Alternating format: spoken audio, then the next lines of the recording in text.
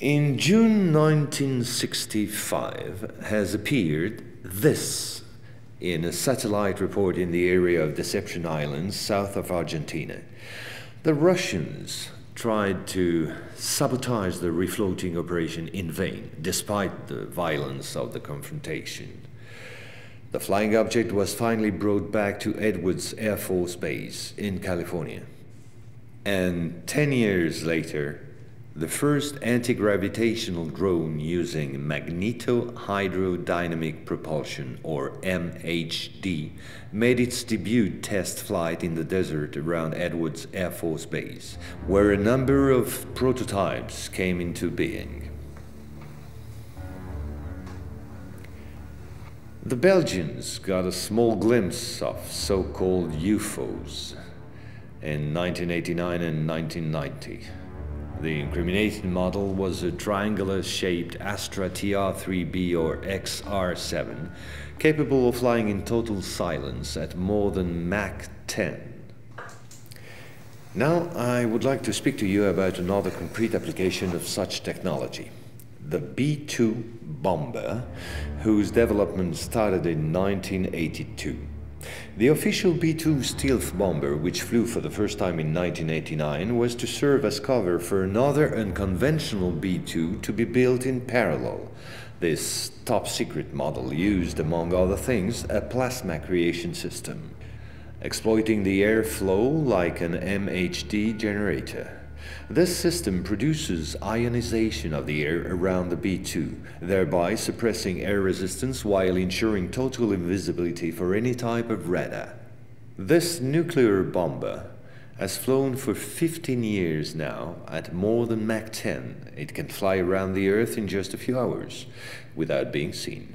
Naturally, such military research was to give rise to many commercial spin-offs. Over the last 10 years, we've seen the appearance of dozens of non-lethal armaments like E-bombs or electromagnetic bombs, as well as, of course, microwave weapons and powerful lasers.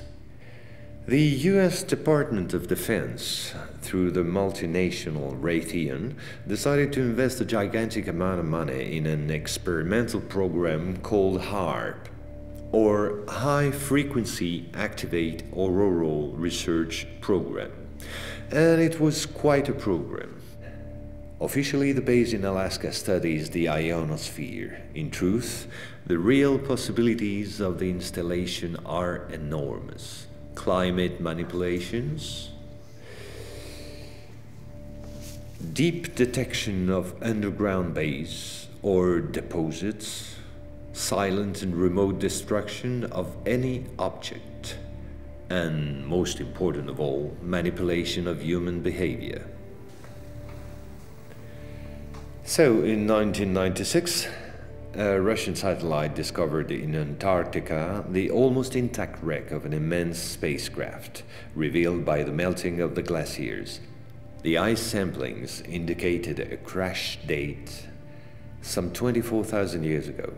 At the same moment, a volcanic eruption on the Deception Islands, the same islands as before, forced the Russian to request help from the United States, given the urgency and importance of recovery of the vessel. In the end, they suddenly dropped it all and evacuated the zone in panic. The device was finally destroyed by the Russians, extremely upset by the situation, which was no longer working to their advantage. No country will have such opportunity again.